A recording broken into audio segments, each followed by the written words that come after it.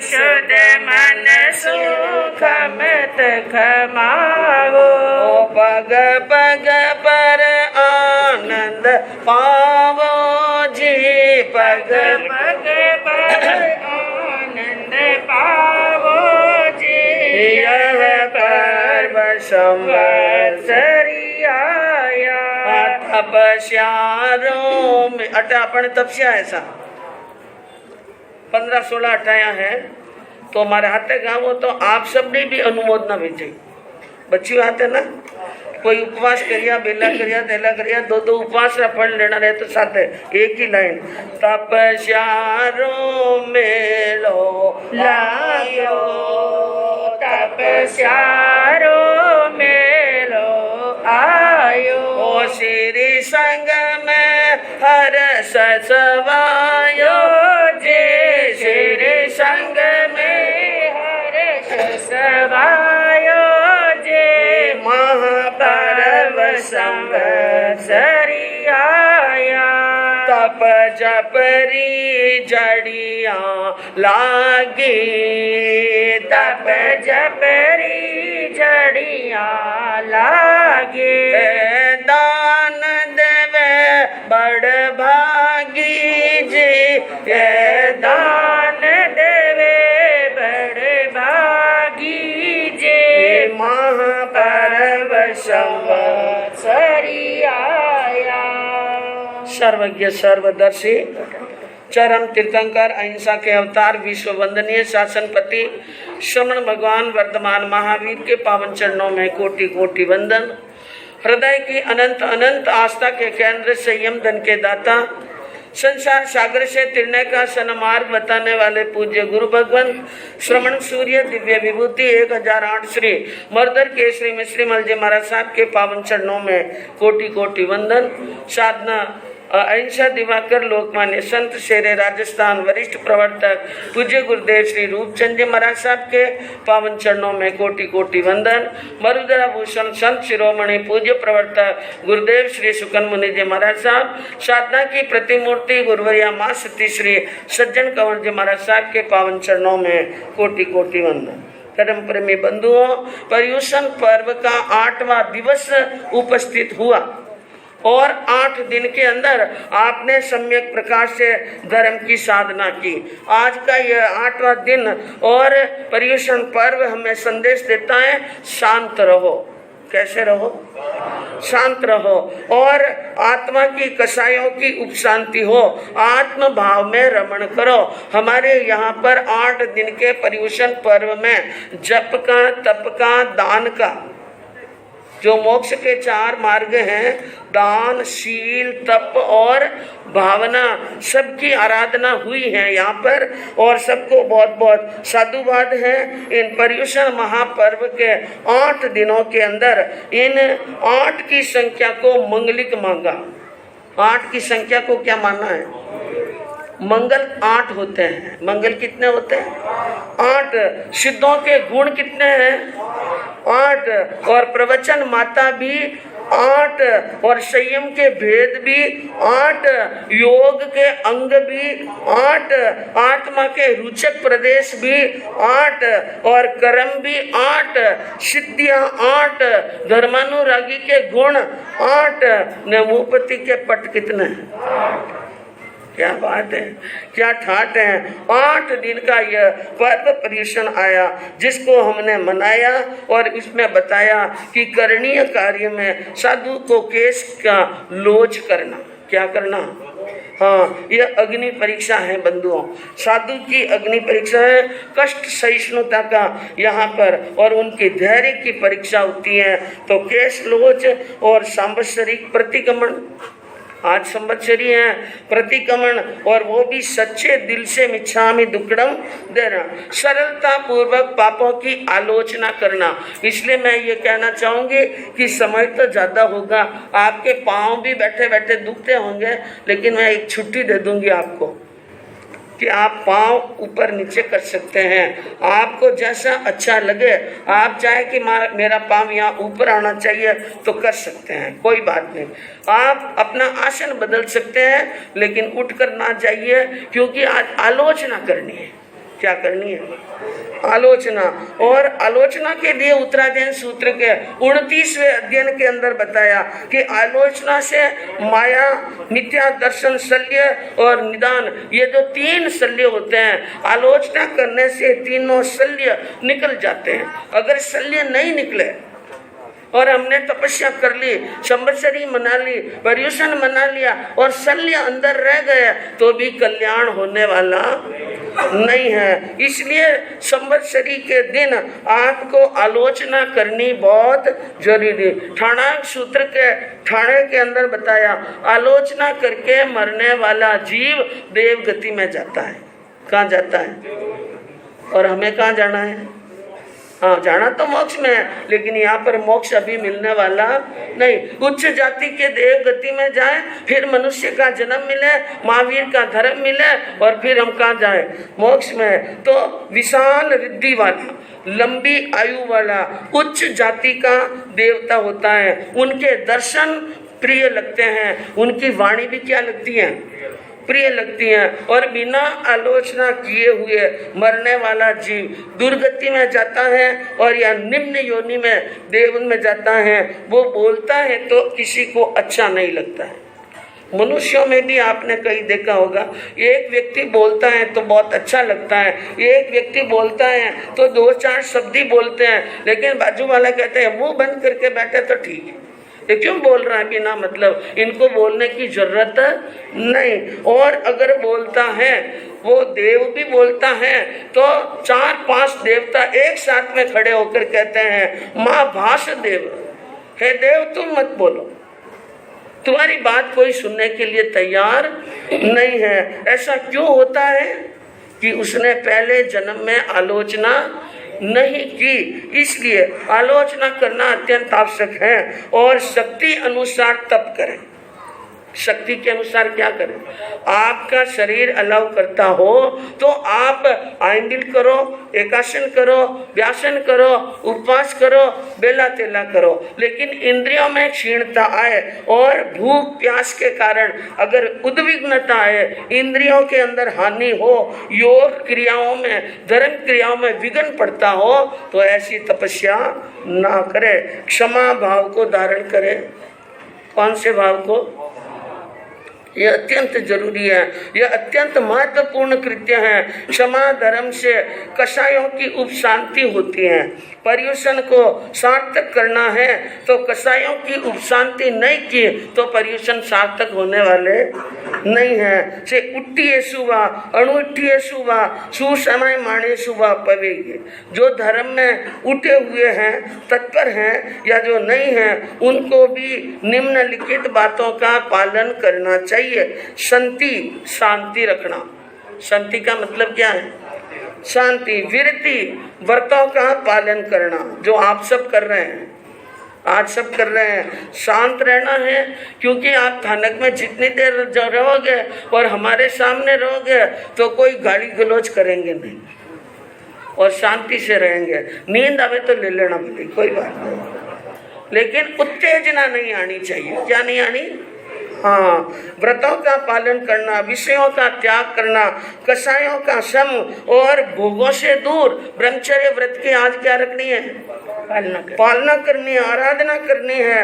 और सोच, राग द्वेष की भावना हो तो बाहर निकाल देना। शुद्धता को क्या करना है? धारण करना। आज कपट नहीं करना। इसलिए आप बहुत समझदार श्रावक हैं। आज दुकान नहीं खोलेंगे तो झूठ कपट होगा ही नहीं। तो बहुत अच्छी बात है, बहुत बढ़िया परंपरा है कि आज के दिन आप दुकान नहीं खोल रहे हैं। मार्दव, अहंकार नहीं करना, किसी बात का क्या नहीं करना? अहंकार। लाघव, और लाघव यानी लघुता को धारण करना। मैं सबसे छोटा हूँ, मैं क्या हूँ? सबसे छोटा हूँ। तो लघुता से प्रभुता मिले, लघुता से प्रभुता मिले, और प्रभुता से प्रभु दूर, और प्रभुता तज लघुता भजे तो पावे आप हजू। जो व्यक्ति अपने आप को लघु समझता है, उन्हीं को लोग दुनिया में सबसे बड़ा इंसान कहते हैं। क्या कहते हैं, सबसे बड़ा इंसान। तो प्रभुता को छोड़कर लघुता को भजना चाहिए। इस प्रकार ये संवत्सरी महापर्व है। इन संवत्सरी महापर्व की सम्यक आराधना करनी है, आलोचना करनी है पापों की। आलोचना किसकी करनी? आपके श्रावक के 12 व्रत हैं और हमारे साधु के 5 महाव्रत, 5 समिति, 3 गुप्ती। तो आज सबकी आलोचना होगी, आपके टोटल सभी व्रतों की और हमारे महाव्रत और समितियों की आलोचना होगी। यह एक सर्वश्रेष्ठ मार्ग है और इनसे ही साधनाएं सफल होती है।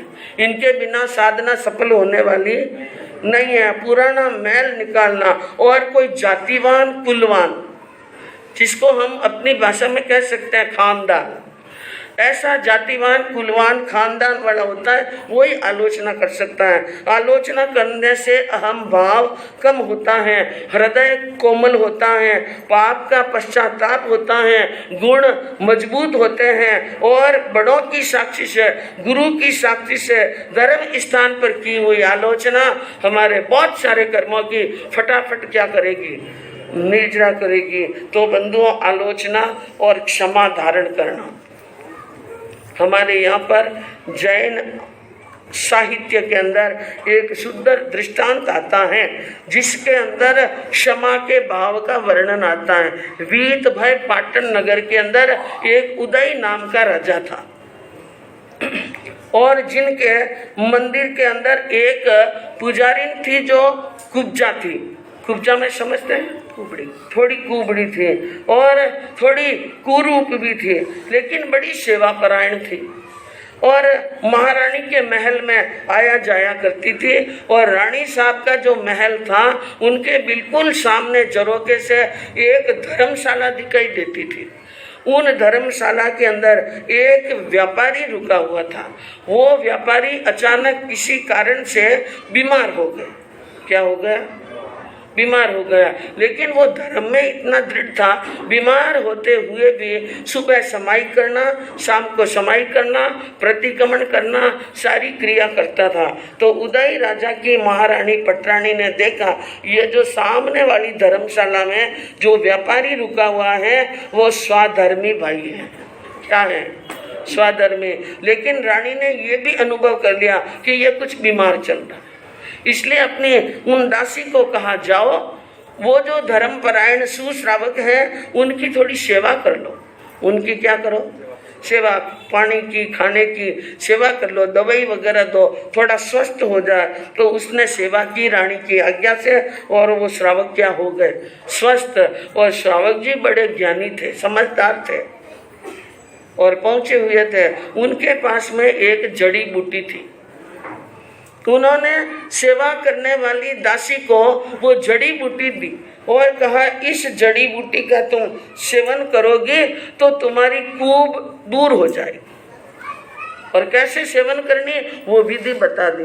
विधि के अनुसार उसने सेवन किया और सेवन करने से उनकी कूब तो दूर हुई, लेकिन शरीर पूरा इतना सर्वांग सुंदर हो गया, अनिंद्य सुंदरी हो गई कि उनकी सुंदरता के चर्चे चारों ही दिशा में फैल गए कि ऐसी वो दासी क्या हो गई हैं, सुंदर। और वह सुंदर दासी की सुंदरता के चर्चे सुनकर उज्जैनी नगरी का राजा चंड प्रद्योत, उनके मन में आया कि मैं उस अनिंद्य सुंदरी के साथ में शादी करूं। इसलिए वहां पर कोई समाचार भेजा और वो दासी भी समझ रही थी कि चंड प्रद्योत नाम का राजा है, वो बड़ा शूरवीर है, बड़ा शक्तिशाली है, तो मैं उनकी रानी बनूं। दोनों के मन में एक दूसरे के प्रति भावना थी और उन भावना को मूर्त रूप देने के लिए एक दिन अनल वेग नाम के हाथी पर बैठकर चंड प्रद्योत राजा गंधहस्ती से सवार होकर के नगरी वीत भय पाटन आए और रातों रात उन दासी को हस्ती पर बिठाकर वहां से लेकर चले। दूसरे दिन सुबह सूर्य उदय हुआ और उदय होने पर राजा उदय को मालूम पड़ा कि मेरे महलों से उज्जैनी के राजा ने दासी का अपहरण कर लिया। ये तो मेरी बड़ी इज्जत का सवाल है। मेरे यहाँ होते हुए मेरे महलों से आज तो दासी ले गया है, कल किसी राजकुमारी को ले जा सकता है, ये अच्छा नहीं हुआ। इसलिए उन्होंने मन के अंदर क्या विचार किया, भले ही वो दासी हैं, दासी की कोई कमी नहीं उनके राज्य भवनों में, लेकिन इज्जत वाला बड़ा सवाल था। इसलिए राजा चंड प्रद्योत के ऊपर चतुरंगी सेना लेकर के वहां पर युद्ध करने के लिए जाते हैं और एक स्थान के ऊपर युद्ध होता है। चंड प्रद्योत वहां पर हार जाता है, उनको बंदी बना लिया जाता है और बंदी बनाकर एक पिंजरे में रखकर वापस वीत भय पाटन नगर में आ रहे थे। बीच के अंदर एक गांव पड़ता है, दसपुर शहर, जिसको आज कहते हैं मंदसौर। क्या बोलते हैं? मंदसौर। जब मंदसौर के पास में आए राजा उदय तो पर्यूषण लग गए। क्या शुरू हुए? पर्यूषण। और वो भगवान महावीर के सच्चे उपासक, तो 8 दिन पर्यूषण में कहीं गतिविधियां नहीं करनी। राजा ने ऐलान किया 8 दिन के लिए तंबू तान लो, जब तक संवत्सरी नहीं होगी हम यहाँ से बिहार यानी यहाँ से नहीं जाएंगे। तो वहाँ पर यानी तंबू तान लिए, वहीं पर डेरे डाल दिए और रोज धर्म ध्यान कर रहे हैं। और राजा यानी उदय के लिए जैसा भोजन बनता है वैसा ही भोजन चंड प्रद्योत को दे देते हैं। लेकिन ऐसे 7 दिन पूरे होने पर आज बड़ा दिन आया, आज बड़ा दिन संवत्सरी आया। तो राजा उदय ने कहा रसोइया से कि देखो आज मेरे उपवास है, आज मेरे क्या है? उपवास है, मैं तो भोजन नहीं करूंगा, लेकिन तुम चंड प्रद्योत राजा को पूछ कर उनको भावे जैसा उनकी इच्छा अनुसार भोजन क्या करना, तैयार करना। तो उनकी बात मान करके वो रसोइया उनको पूछने के लिए गया कि आपके लिए आज हम खाना क्या बनाएं। तो चंड प्रद्योत ने विचार किया, इतने दिन तो नहीं पूछा, आज क्यों पूछ रहे हो? तो कहा कि इतने दिन हमारे राजा की इच्छा अनुसार भोजन बनता, आज महाराजा ने पौषध किया है, वो जैन धर्म को मानते हैं, आज उनके महापर्व संवत्सरी हैं, उपवास किया है, वे भोजन नहीं करेंगे, इसलिए आपको पूछने का बोला है। वो उसके मन के अंदर डाउट आ गया, कहीं ऐसा न हो मेरे अकेले के लिए भोजन की तैयारी हो और उसमें जहर मिला दे। उसने कहा मैं भी तो जैन धर्म को मानता हूँ। क्या कहा? मैं ही जैन धर्म को मानता हूँ, मैं भी महावीर को मानता हूँ, मेरे भी उपवास है और मैं भी भोजन नहीं करूंगा। इस प्रकार की बात कही। वो संवत्सरी का दिन समाप्त हुआ। दूसरे दिन सुबह प्रतिगमन होने के बाद में राजा उदय आए, रसोइया से पूछा, क्योंकि पुराने जमाने में राजाओं के लड़ाइयाँ वैर होता तो भी मानवता कभी खत्म नहीं होती। दूसरे दिन पूछा राजा ने कि क्या बात है, तुमने कल यानी राजा चंड प्रद्योत के लिए खाना तैयार किया? उसने क्या, नहीं मैंने कोई खाना तैयार नहीं किया, उन्होंने मना कर दिया, वो तो खुद महावीर के उपासक हैं, उनके भी क्या था, उपवास। तो अब राजा उदय के मन में आया उनके उपवास था, इसका मतलब ये स्वाधर्मी भाई है। क्या है? हाँ, तो पहले खमत खामना कर ले। देखो ये कथा क्या कहती है, खमत खामना करना और किससे करना जरूरी है? वैर है, जिसके साथ में वैर है उनसे क्षमा याचना करना क्या है? जरूरी है। उन्होंने कहा क्षमा याचना कर ले, इसलिए वो क्षमा याचना करने के लिए उदय राजा चलकर चंड प्रद्योत के पास में गए और कहा मैं आपसे खमत खामना करता हूँ। तो चंड प्रद्योत ने कहा ये कौन सा नाटक है भाई, ये कौन सा नाटक है कि खमत खामना? अपराध की क्या मांग रहे हैं? कोई कहने सुनने में कि मुझे तो बंदी बना रखा है, मुझे तो पिंजरे में क्या रखा है, बंदी बना करके, और खमत खामना ये एक तरफा खमत खामना होने वाला नहीं है। उन्होंने कहा अगर आप सच्चे महावीर के साधक हो और सच्चे मायने में क्षमा याचना करना चाहते हो तो ये जो आपकी दासी हैं उनके साथ में मेरी क्या करो, शादी, और मुझे पिंजरे से क्या कर लो, मुक्त। अब राजा उदय सोच में पड़ गए और विचार किया क्या करूं क्या नहीं करूं। अब जिस दासी के लिए युद्ध किया, इतने सैनिक मरे और रण संग्राम हुआ, उस दासी को वो मांग रहा है और क्षमा याचना करनी जरूरी है। उन्होंने मन में सोच लिया कि सब कुछ मिल सकता है, लेकिन आज अगर सच्चे मन से क्षमा याचना नहीं की तो संकित चली जाएगी। क्या चली जाएगी? और संकित बार बार मिलने वाली। इसलिए बंधुओं उन्होंने क्या किया? ली मन में समता धार उदाई, भारी उदाई भारी, परणादी दासी मन का वैर निकाली, किया खमत खामना मिल कर प्रेम बढ़ावे जी, प्रेम बढ़ावे महाराज उदाई, मन का मैल मिटावे। मन में समता धारण की। और कहते हैं कि इतिहास के अंदर ये भी पढ़ने मिलता है कि राजा ने केवल दासी की शादी नहीं की, उन राजा उदय ने अपनी एक सुंदर राजकन्या की शादी चंड प्रद्योत के साथ में की और दहेज में वो दासी दे दी। दहेज में क्या दे दी? विधि विधान के अनुसार काम किया महाराज उदय ने और उसको दे दी। खमत खामना कर लिया और विचार किया ये संकित है, ये जिनवाणी कहती हैं। दासी के कारण झगड़ा खूब मचाया पर एक पलक में वैर भाव बुलाया। इतना झगड़ा मचाया लेकिन एक पल में ही वैर को क्या कर लिया? दूर कर लिया। और उत्तम पुरुष के ये लक्षण होते हैं, साधारण व्यक्ति के नहीं। जो उत्तम पुरुष होते हैं वे ऐसी क्षमा करते हैं। ये भाव सभी अपने दिल में लाओ। कवि कहता है कि आप सभी अपने दिल में यही भावना लेकर के आओ, अहंकार तजो दुश्मन ने जाए खमाओ। अहंकार को छोड़ो और किसको खमाओ? दुश्मन को। और शिवपुर की लीला लहर, अगर शिवपुर में जाना हो, मोक्ष में जाना हो तो आज शत्रु से भी क्या कर लो? क्षमा याचना कर लो। कहते हैं कि किसी के साथ में 36 का नहीं 63 का अंक जमाइए। कौन सा अंक? 36 कैसे लिखते हैं? एक मुंह इधर और एक मुंह इधर, ऐसे नहीं। क्या अब किसी के बोला चली नहीं होती है, नहीं तो हम सरल भाषा में, पहली वाली भाषा में कहते हैं इनारे तो 36वां आंकड़ो है। कौन सा आंकड़ो? मतलब ए इनर हामी नहीं देखे, न इनर हामी नहीं देखे। तो यहाँ पर कवि क्या कहता है? किसी के साथ में 36 का नहीं 63 का अंक जमाइए और हृदय में प्रेम और मधुरता के सुमन खिलाइए। किसी के साथ में 36 का नहीं 63 का अंक जमाइए और हृदय में प्रेम और मधुरता का सुमन खिलाइए। शुभ संदेश पर्व संवत्सरी यह कह रहा है। शुभ संदेश परवरी संवत्सरी पर्व कह रहा है हमें कि वे क्षमा करे या ना करे, आप सच्चे दिल से क्षमाइए।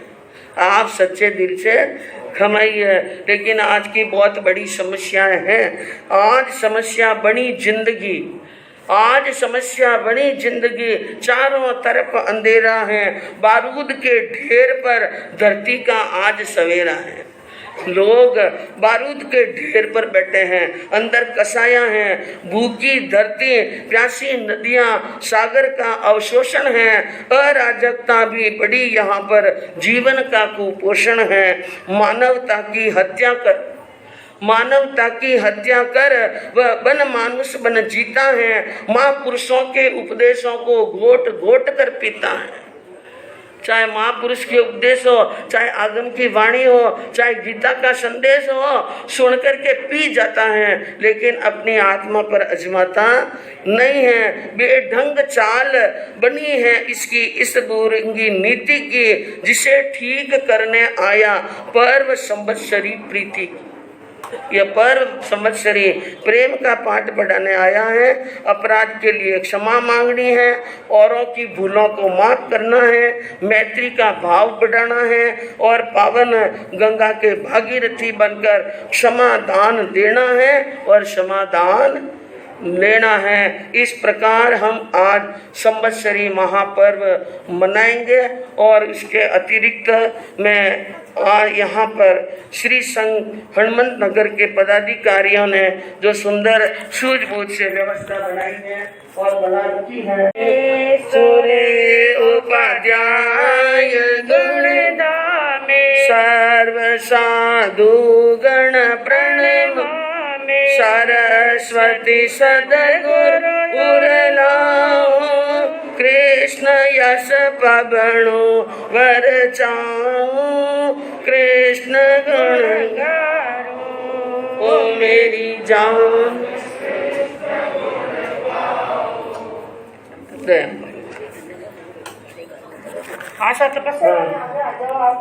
हो गया। 3 खंड के राजाओं को ऐलान किया और संदेश भेजा कि 5 यानी यादवों के ऊपर आक्रमण करना है, तुम अपनी सेनाएं लेकर के आ जाओ। उनका ज्यों ज्यों संदेश जाता है वहां पर सहदेव, दुर्योधन, द्रोणाचार्य, कर्ण और भीष्म आदि बड़े बड़े कई राजा, कुल मिलाकर 40,000 सेना इकट्ठी हुई।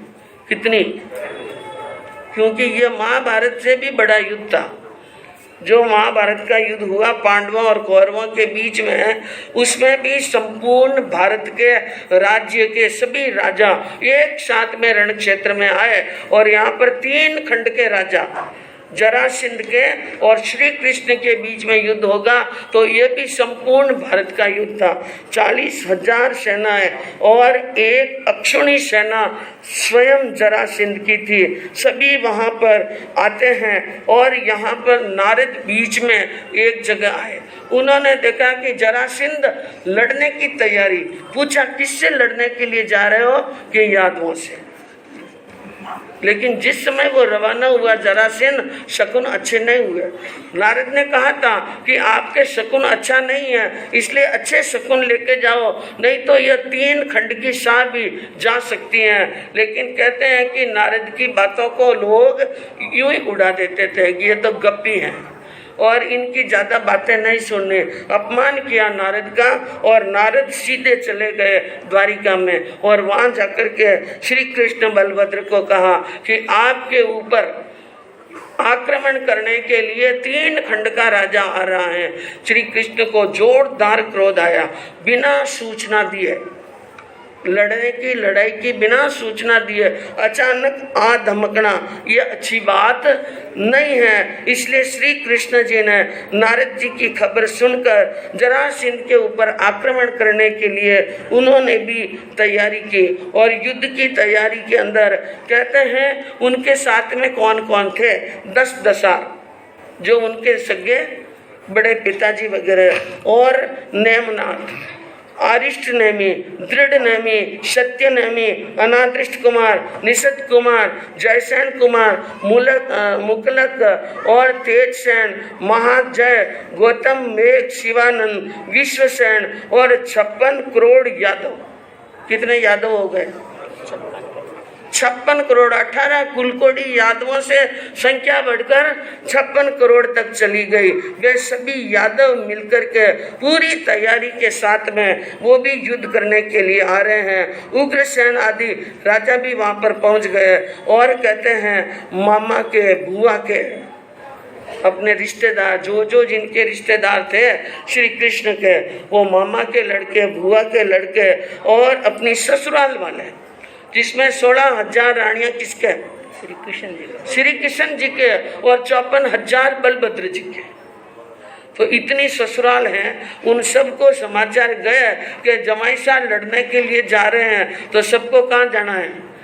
जमाई साहब के साथ में। यूं समझ लो कि 3 खंड में सबसे ज्यादा सेनाएं श्री कृष्ण के साथ में थी। जब वो रवाना हुए द्वारिका के बाहर कदम रखते ही 5 ही पांडव आ गए और 5 पांडवों के ऊपर श्री कृष्ण का अत्यधिक स्नेह था। उन पांडवों को देखकर उन्होंने कहा आज मैं समझ रहा हूँ ये पांडव नहीं आए, 3 खंड का राज आ गया। पांडव आए, बोल तो विजय पक्की निश्चित है। ऐसा कहकर उनको गले से लगाया रवाना हुए। कुछ दूर जाने पर वैताटिगिरी पर्वत का एक विद्याधर राजा भी श्री कृष्ण की तरफ से लड़ने के लिए तैयार होता है। और बंधुओं, वहां पर दोनों सेनाएं आपस में एक योजन की दूरी पर बातें नहीं बहने प्लीज। एक योजन की दूरी पर खड़ी रह करके दोनों सेना ने मोर्चा बनाया और युद्ध शुरू हुआ। वो युद्ध 7 दिन चला। कितने दिन तक? 7 दिन तक चला। 7 दिन, जिसमें 5 दिन के युद्ध के अंदर हर बार जरासंध की हार हुई। हर युद्ध के अंदर जरासंध की सेना हारती है और यादव फतेह करके जाते हैं। तो ये स्थिति देखकर एक दिन जरासंध ने अपने महामंत्री को बुलाकर कहा, मुझे ये लग रहा है ऐसे तो युद्ध करेंगे तो हमारी सेना पूरी खत्म हो जाएगी। मेरे मन में एक बात आई है कि हमारे दुश्मन हैं 7 जने। कितने? पहले तो कितने थे? 2।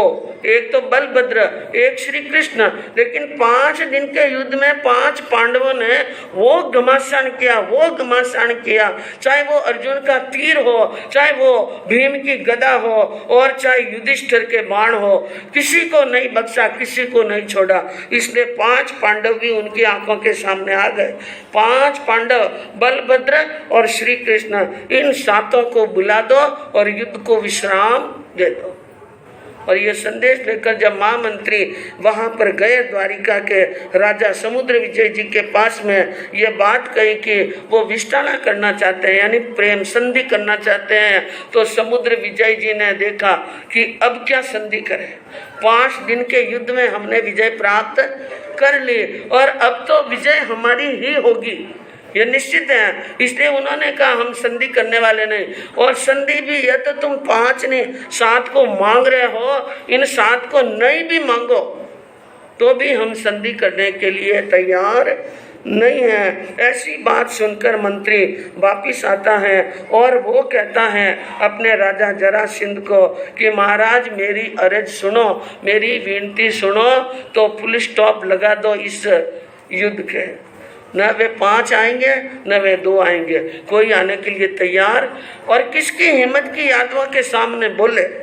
और दूसरी में बात यह है, हरिहरदर को तेजल क्यों नहीं जावे, क्यों नहीं जावे, मनमोहन है रूप इंद्र शर्मावे। कहा आप वहां पर गए नहीं, आपने अभी तक हरि को देखा नहीं, हलधर को देखा नहीं। क्या उनका तेज है, क्या उनकी बोली है, क्या उनका रूप है, उनके सामने किसी की चलती नहीं है। और महाराज 5 दिन के युद्ध में यादवों का छोटा सा जवान, छोटा बच्चा भी आया, वो भी रण करने में बड़ा सूरवीर है। और फिर पांडवों की जोड़ी, पांडवों को तो कोई जीत ही नहीं सकता है।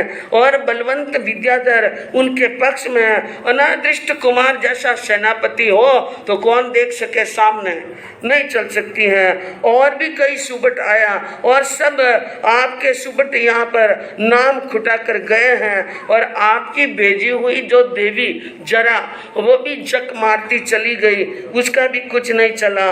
और जिस दिन याद करो, कल्पना करो, जिस दिन युद्ध के मैदान में स्वयं हरि आएंगे और हलधर जी आएंगे, उस समय क्या होगा, उस समय क्या होगा। इसलिए इस बात को छोड़ दो और जीत की बात छोड़ दो। लेकिन कहते हैं जरासंध ने अपनी टेक नहीं छोड़ी। उसने कहा कि तुम हरि और हलधर की बातें कर रहे हो, मैं हरि और हलधर को भी जानता हूँ और मैं जरासंध हूँ। मेरी शक्ति के आगे किसी की चलने वाली नहीं है। 6ठे दिन का युद्ध बंद होने पर 7वें दिन के युद्ध के अंदर जरासंध खुद वहां पर पहुंचता है और अपने सारे सैनिकों को और अपने सारे यानी सुबटों को कहता है, इतने दिन तक तुम छिपला खाते रहे। छिपला का मतलब छिपते रहे। अपने प्राण बचाने के लिए इधर उधर लुक जाते थे, छिप जाते थे, दिल खोलकर नहीं लड़ते थे।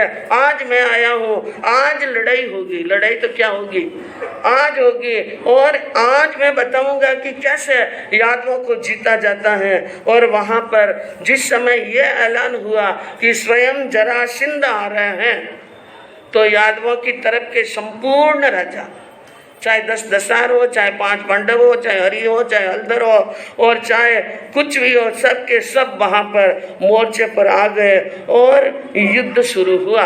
और युद्ध शुरू होने के बाद में कितने ही यानी सैकड़ों राजा जरासंध के सैकड़ों पुत्रों को मौत के घाट उतार दिया हरि और हलधर ने।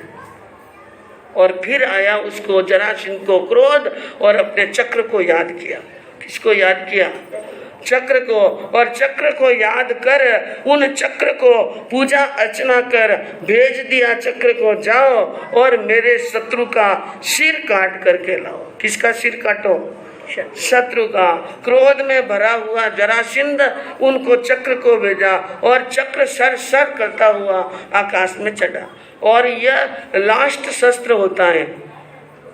यानी चक्रवर्ती हो चाहे वो वासुदेव हो, उनके ये लास्ट शस्त्र होता है। जब अन्य शस्त्रों से शत्रु नहीं आ रहे तो चक्र को भेजते हैं और चक्र 100% दुश्मन का सिर काटते हैं। क्या करते हैं? सिर काटते हैं। और इस प्रकार जब चक्र को ऊपर चढ़ता हुआ देखा तो श्री कृष्ण यानी यादवों की तरफ यानी जो सेना ने देखा कि चक्र ऊपर चढ़ गया है, अब चक्र छोड़ने वाला नहीं है, तो सबके यानी सांस बंद हो गए। सांस लेना क्या कर दिया, यूं एकदम देखने लगे, आश्चर्यचकित हुए। अब क्या होगा, क्या नहीं होगा। मगधेश करण लाग्यो विचार, अद्वितीय वीर लीनो निहार। मगधेश ने यानी मगधपति ने विचार किया, ये अद्वितीय वीर हैं, इनकी वीरता के आगे मेरी वीरता नहीं चल रही है। इनको मारना अति कठिन है और इनको रण क्षेत्र में हारना कठिन है। इसलिए उन्होंने चक्र को याद किया और चक्र दक्षिण दिशा यानी दाहिने हाथ की तर्जनी पर बैठा और वहां पर उनको भेज दिया। और भेजने के बाद में कहा, मथुरा के बीच में अन्याय हुआ, मेरे जमाई को मारा कृष्ण ने, इसलिए मेरे शत्रु का सिर काट कर लाओ और मार कर उनको डांट कर लेकर आओ। और यादवों के शिविर में शोक छा गया। यादवों के शिविर में जाज में ढल गई, सब बैठ गए, अस्त्र शस्त्र नीचे रख लिए। अब क्या होगा, अब क्या नहीं होगा। लेकिन श्री कृष्ण ने कहा, डरने की कोई बात, अगर मैं सत्य पर चल रहा हूँ। किस पर चल रहा हूँ? सत्य पर चल रहा हूं। तो यह चक्र भी देव है। चक्र भी क्या है? देवता। और वे सत्य के पक्षधर होते हैं, न्याय के पक्षधर होते हैं, अन्याय के पक्षधर नहीं होते हैं। देव है चक्र, वो भी अवधि ज्ञान लगाकर देखेगा कि हमने न्याय किया क्या अन्याय किया। और मैं समझता हूं कि मैंने न्याय किया है तो हमारा बाल भी बांका होने वाला नहीं है। यदुनाथ सर्वजन हताश, लकी कृष्ण कहे क्यों भय उदास। कृष्ण ने कहा, उदास मत हो, मैं सत्य पर हूँ और सत्य की हमेशा विजय होती है। जो ही चक्र नजदीक आया, श्री कृष्ण के परिक्रमा देने लगा और श्री कृष्ण ने कहा, हे चक्रदेव, अगर मैं सत्य की राह पर चल रहा हूँ, अगर मैंने किसी प्रकार का कोई अन्याय ना किया हो तो मेरी तर्जनी अंगुली पर बैठ जाओ, जीमने हाथ की तर्जनी अंगुली पर बैठ जाओ। और अगर मैंने अन्याय किया हो तो मेरा सिर काट कर अपने स्वामी के चरणों में रख दो। और वो घूमता हुआ चक्कर काटता हुआ धीरे धीरे वो चक्र श्री कृष्ण की तर्जनी अंगुली पर बैठ गया। और जो ही तर्जनी अंगुली पर बैठा, यादवों के शिविर में जय जयकार के नाद बजे और तोपें दागीजने लगी और संगीत बजने लगा और बधाइयाँ बटने लगी कि इसका मतलब यह हुआ कि जरासंध की पदवी किसके पास में आ गई? श्री कृष्ण के पास में आ गई हैं। जरासंध ने देखा कि मेरा चक्र शत्रु का दुश्मन का सिर नहीं काटा, बल्कि उनके हाथ पर जाकर के ज्योति पुंज की तरह बैठ गया। जरासंध नृपति तब खंडित मन भय भूप, गुप्त आन लागे तदा श्री चरणा में लो। अब जरासंध को यह खबर लगी है, और खबर लगने पर जरासंध की तरफ से लड़ने वाले जो राजा थे वो गुप्त रूप से छाने छाने श्री कृष्ण के शिविर की तरफ आने लगे, क्योंकि वे समझ गए कि अब ये रिद्धि कहाँ जाने वाली है। हाँ, इतने में आकाश में एक गगन में सुरवाणी हुई। गगन में बोले सुरवाणी, प्रगट भयो यह सारंग प्राणी, वासुदेव नव मोलो जानी, नवमहि राम बलदेवा करेंगे त्रय खंड की सेवा, कृष्ण गुण गावो मेरी जान कृष्ण। इतने में आकाश में एक देवता ने वाणी प्रकट की कि यह श्री कृष्ण जो हैं ये सारंग प्राणी हैं, और ये नवमे वासुदेव हैं। कौन से? नवमे वासुदेव हैं, और बलभद्र नवमे बलदेव हैं। ये दोनों भाई 3 खंड की सेवा करेंगे, और अब ये पदवीधर राजा हो गया है। और इसकी खुशी में यादवों में शरणाइयाँ बजने लगी, तोपें दागीने लगी, और रंगदारी छा गई, और सिंधु राजा का मन एकदम खिन्न हो गया। मन क्या हो गया? खिन्न हो गया। और सिंधु राजा को श्री हरि ने और समुद्र विजय ने जी ने समाचार भेजे, आपको चिंता करने की जरूरत नहीं है, कोई बात नहीं। इतने दिन आप हमारी व्यवस्था देख रहे थे, अब हम आपकी व्यवस्था देख लेंगे। आपको किंचित मात्र भी घबराने की जरूरत नहीं है, और हम आपके साथ में हैं। आप अपने स्थान पर जाएं और आराम से अपनी राजनीति का भोग करें, आराम से रहें। अपना ही दिखाकर ऐसी बात कही थी, लेकिन जरासंध उल्टा पड़ गया। उसने क्या कहा? इस एक चक्र को प्राप्त कर तुम अहंकार में आ गए हो, ऐसे चक्र तो बहुत पड़े मेरे पास में। क्योंकि वो भी प्रति वासुदेव बंधुओं, और जो पदवीधर राजा होते हैं, श्लाघा पुरुष होते हैं, वे अंतिम समय तक भी अपना तेज नहीं छोड़ते हैं, अपनी टेक नहीं छोड़ते हैं। और कायरता तो लास्ट समय तक नहीं आती है, वे कायर नहीं बन सकते हैं। घमासान ही युद्ध हो तो भी कायर नहीं हो सकते हैं। इसलिए उन्होंने कहा, आओ मेरे सामने, शक्ति हो तो आओ और अब लड़ो मेरे सामने। अब चक्र आ गए ना तुम्हारे पास में, इसलिए लड़ो। अब ये बात सुन, उन जरासंध के साथ में फिर युद्ध होता है। वापिस युद्ध हुआ, यानी यादवों ने लड़ाई की, लेकिन वो जरासंध बड़ा वीर था और बड़ा शूरवीर था, उनको हराना भी कोई छोटी बात नहीं थी। इसलिए श्री कृष्ण ने चक्र को याद किया।